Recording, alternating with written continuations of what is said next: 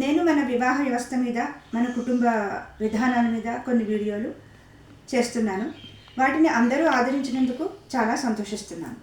ఈరోజు తిరిగి నేను మన కుటుంబ వ్యవస్థ మీద ఒక చిన్న వీడియో చేయదలుచుకున్నాను.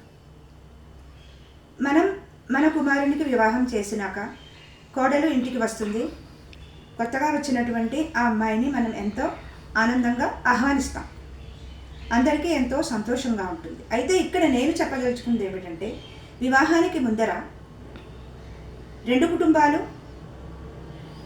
కూర్చుని ఒక అవగాహనకి రావాల్సి ఉంటుంది. ఎందుకంటే ఈరోజు ఉన్న సమాజ ఆర్థిక పరిస్థితులు అయితేనేమి, సామాజిక పరిస్థితుల దృష్ట్యా కొన్ని నిర్ణయాలు మనం తీసుకోవాల్సి ఉంటుంది కుటుంబ వ్యవస్థ మీద. కుటుంబ వ్యవస్థ సాఫీగా నడవాలంటే ముఖ్యంగా కుటుంబంలో ఉన్నటువంటి అందరి మధ్య ఒక అవగాహన అవసరం. ఆ అవగాహన కోసం మనం ప్రయత్నిద్దాం. ఎందుకంటే మనం అందరం కూర్చుని ఆలోచించి ఒక నిర్ణయానికి రావాలి. ఆర్థిక పరంగా మనకి పరిస్థితి అనుకూలించినట్లయితే మన కుమారుని వివాహం అయిన వెంటనే మన కుమారుని, మన ఇంటికి వచ్చినటువంటి కొత్త వధువుని చక్కగా ఒక ఇల్లు ఏర్పాటు చేసి వారికి ఒక నివాసం ఏర్పాటు చేద్దాం. ఎందుకంటే వారిద్దరూ కొత్తగా జీవితంలోకి అడుగు పెడతారు. వారిద్దరూ కూడా చాలా విజ్ఞులు, సంస్కారవంతులు, విద్యావంతులు. ఈ రోజుల్లో ఆర్థికంగా కూడా వారిద్దరూ చాలా బలమైన వారు. అందుకని వారి కుటుంబాన్ని వారు నిర్వహించేటట్టుగా, అవగాహన పెరిగేటట్టుగా మనం వారికి అవకాశం ఇద్దాం.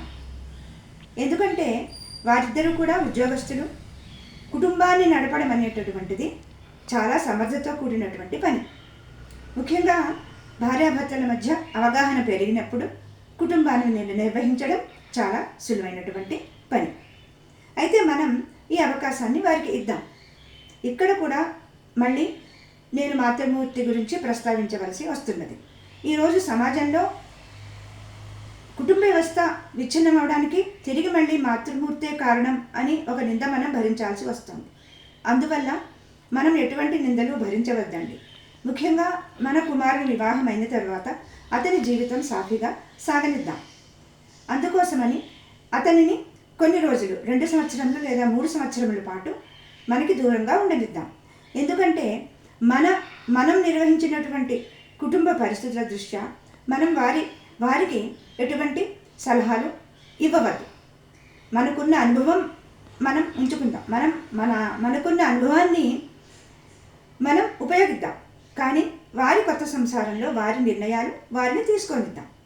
ఎందుకంటే ముఖ్యంగా వారిద్దరి మధ్య అవగాహన పెరగడం చాలా ముఖ్యం.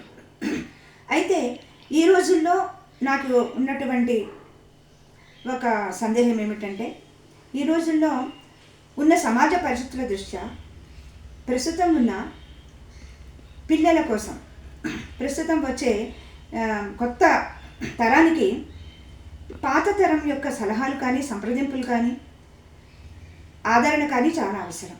అందుచేత తిరిగి మన అబ్బాయి, మన కోడలు ఎప్పుడైతే ఒక అవగాహనకి వస్తారో వారి అనుమతితో వారి పిల్లలకి మనకు తెలిసినటువంటి విజ్ఞానాన్ని వారికి అందజేద్దాం. ఎందుకంటే వారి సంరక్షణలో, తాత నాయనమ్మల సంరక్షణలో కానీ పిల్లలు మంచి నీతి నేర్చుకుని మంచి పౌరులుగా తయారవుతారు. ఇది నా యొక్క ఉద్దేశం మాత్రమే. అందరూ నాతో అంగీకరిస్తారని అనుకుంటున్నాను.